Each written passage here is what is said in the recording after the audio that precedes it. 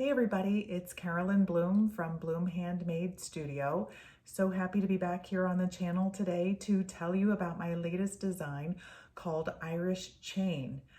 I wanted to make this video to not only tell you about the inspiration behind the pattern, but also to be a preface, if you will, to the tutorials, which I will also be uploading to YouTube, which will be step-by-step directions on how to make this particular pattern. If you are interested in hearing more about this after you've seen the video, please don't hesitate to follow along over on Instagram. My handle over there is Bloom Handmade Studio, and the hashtag for this particular design will be BHS Irish Chain. I had some really lovely testers for this project who quite quickly were able to make mug rugs that were made using this pattern, and I really love their patterns and their palettes that they chose, and I think it's a nice way to show how versatile this design is.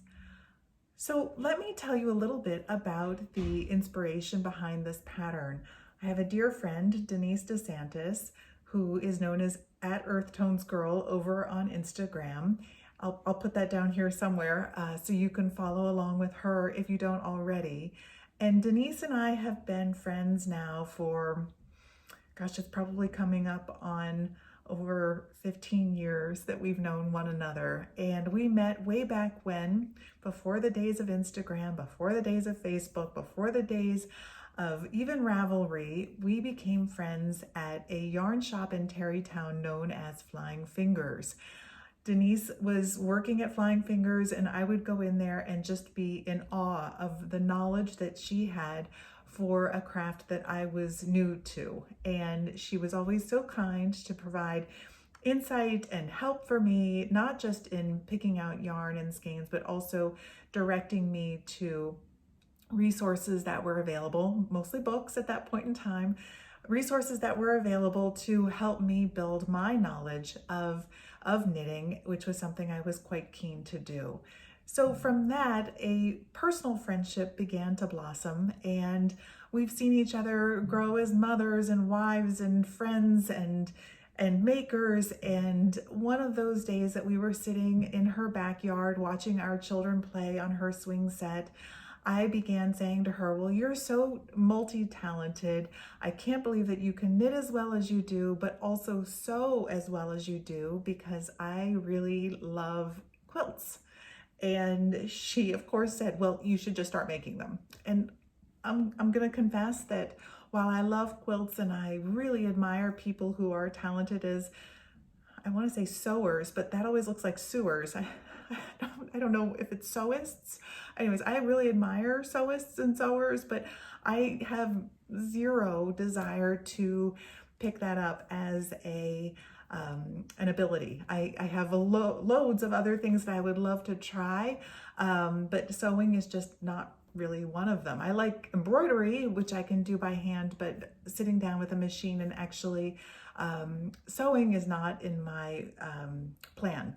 So I was still continuing to lament this to her, and because she is who she is, she just said, well, fine, I'm gonna make you a quilt. And I said, no, Denise, you don't understand. I want a queen-sized quilt. And she said, no, Carolyn, you don't understand. I'm gonna make you a queen-sized quilt. So before I knew it, we were sitting down in front of a computer looking at fabric choices and picking out different bits and bobs that would fit so beautifully together, and looking at quilt patterns, and ultimately landing on this. So let me pull this out for you so you can see. Oh, this is the queen-sized, as promised, queen-sized quilt that Denise made for me in a traditional Irish chain pattern. Okay, I'm gonna zoom in here so that you all can see the variety of fabrics that we picked and how beautifully they all come together.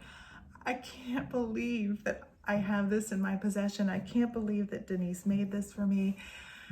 Every time I look at this, I just love it more, and I really love the friendship that it represents and the amount of time that she put into it. I'm so utterly grateful for her kindness and her time and her friendship. So I actually have to show you the back of this before I move on to the design, because just like everything Denise does, every last bit of this is perfect.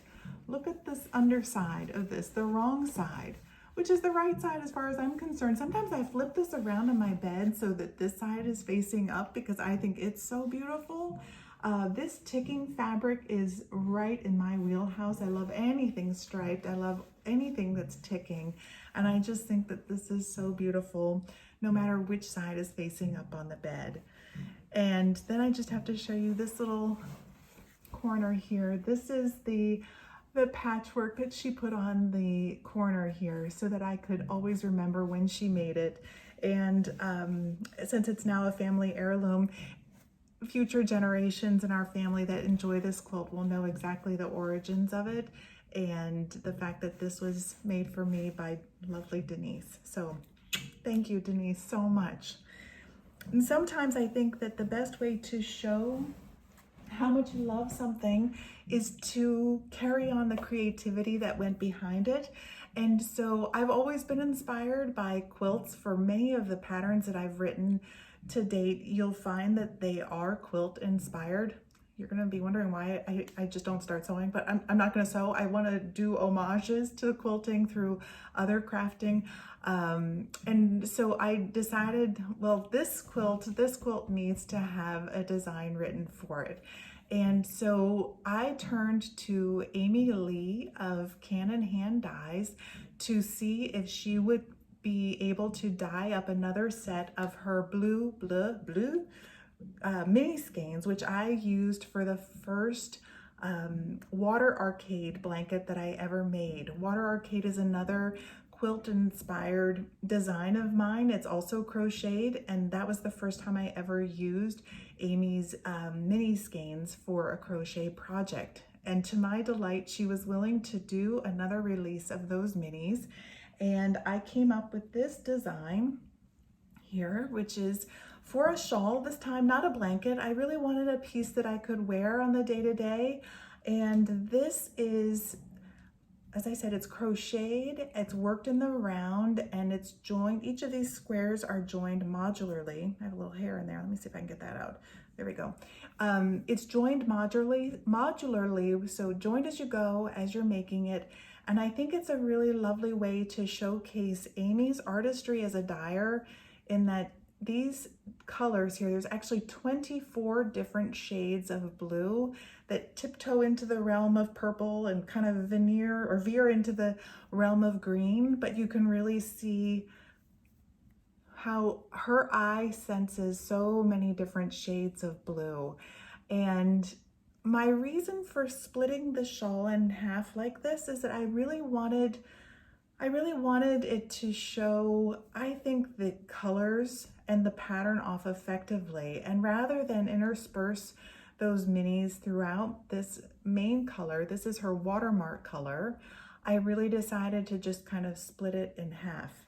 And I also liked the notion that this would be a kind of a pretty way of showing the scarf off, right?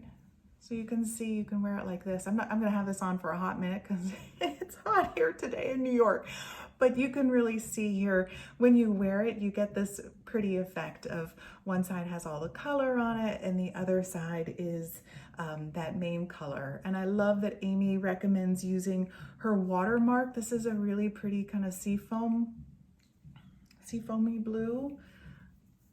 But it's really complicated, guys. It's not just a mint color. There's a lot of depth to this that you can see once you get it on or you're working with it in person. Like this particular little square here, can you see, especially when you're working the round, you can see how those colors really have their moment as you go around and around. So here's the design. It's the squares that you see in an Irish chain blanket, and those squares are kept of their own entity. I really wanted to make this a direct reflection of the quilt and have the geometry that an Irish chain quilt has be seen in the final project. So let me just tell you a little bit about the yarn that I used in more detail. This is, again, CanonHandDyes, and I'll put this in the show notes. CanonHandDyes, I used her single ply for this particular project. I've used her sock yarn for the water arcade that I did, and I love them both equally. I think that either option is a good one, sock yarn or a single ply for this project. Either is terrific. I needed a 10-gram set of the minis to make this side of it. I have a little bit left over. I'm actually contemplating another column. I don't think I need it, but I think just because I can't bear to have any of those colors go to waste, I'm contemplating adding another column of those minis because I've got enough to do so. So I probably have maybe 2 grams of each color left over. So it was 8 grams of 24 colors of her blue, I'm sure I'm not saying that right, but of her minis. And then I used a skein and probably 3/4 of another skein of her watermark, also in her Spencer single ply, to do this side of it. I used an F hook. I have my little F hook right here. I used an F hook for this project. This F hook, I got this at a tag sale. Back when I just first started knitting, I went to a tag sale and they had all these things out, these things. And I was like, well, maybe I need that to knit. So I bought all of the crochet hooks for like $1 for all of them, not per hook, but for all of them. I bought a whole set of hooks, and I have to tell you, I love this hook. This is a boy hook. It's an F, which is a 3.75 millimeter hook. It fits my hand so nicely. It's very light. I haven't been able to find anything like this. And I pretty much treasure this. I keep this like here always so that I know where it is and never lose it. So I used an F hook and fingering weight yarn. And let's see, to also finish it, I needed a blocking mat and some pins. I will tell you, I get a little particular about my blocking. I've had some funny debates with people about the best way to go about blocking pieces. For this particular one, I put it down on my mat, which happens to have little grids on it. And each of these squares matched up so nicely with the grid that I just put some pins in the corners and then I sprayed them. So they were dry when I put it on the mat.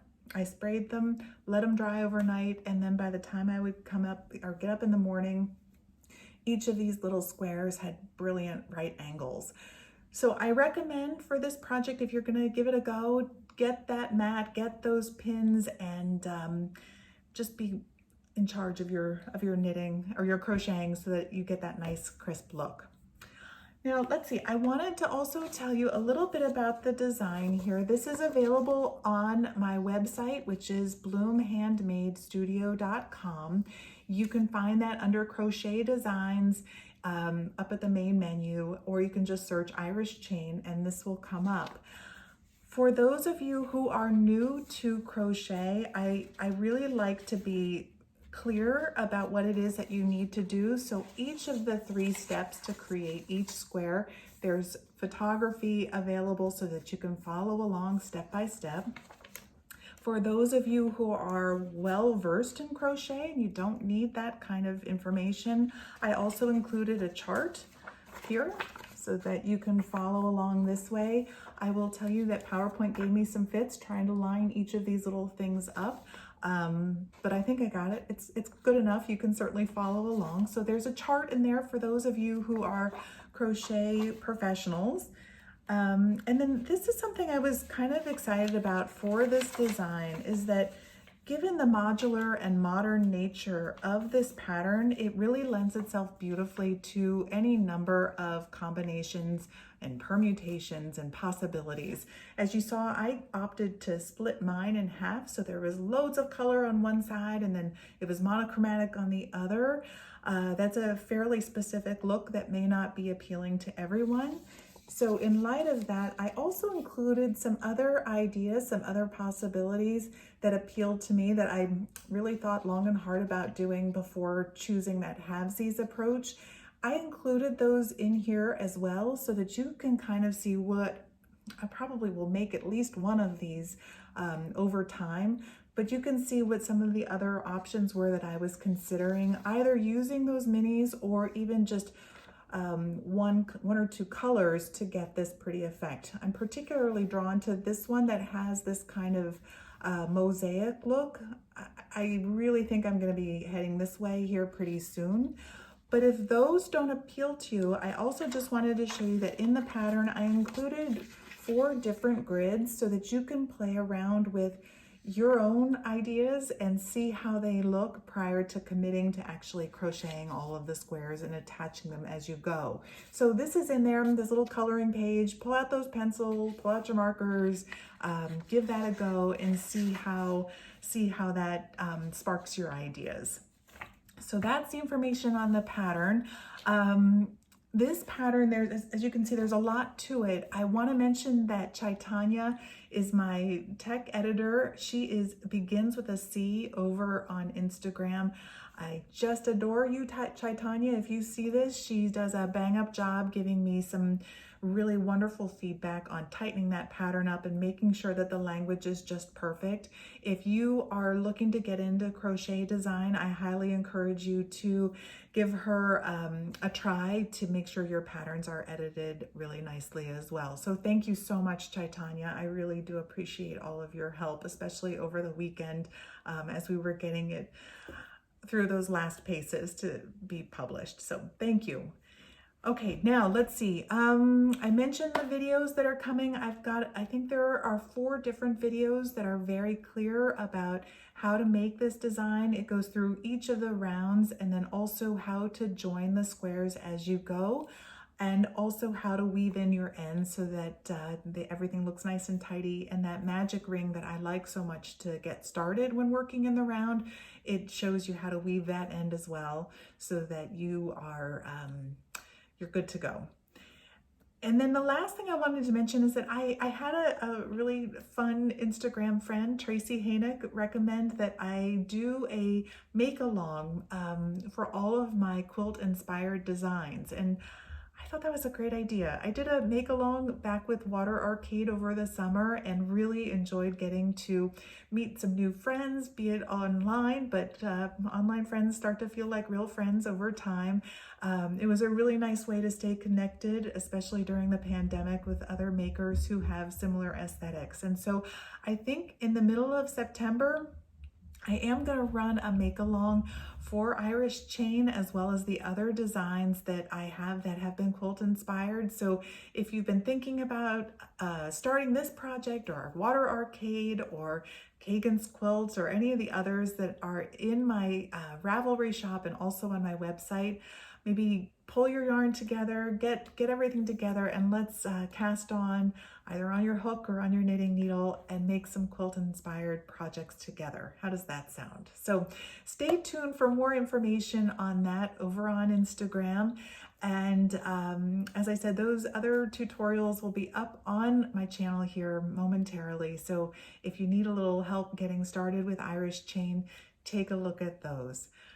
I think that's all I have for this project. Let me just say again how much I appreciated Denise. If you are watching this, Denise, thank you so much again for this beautiful blanket. I enjoy it every day, and I hope you know that this design is as much a reflection of your creativity as it is of mine. Okay, thanks everybody. I'll see you soon. Bye-bye.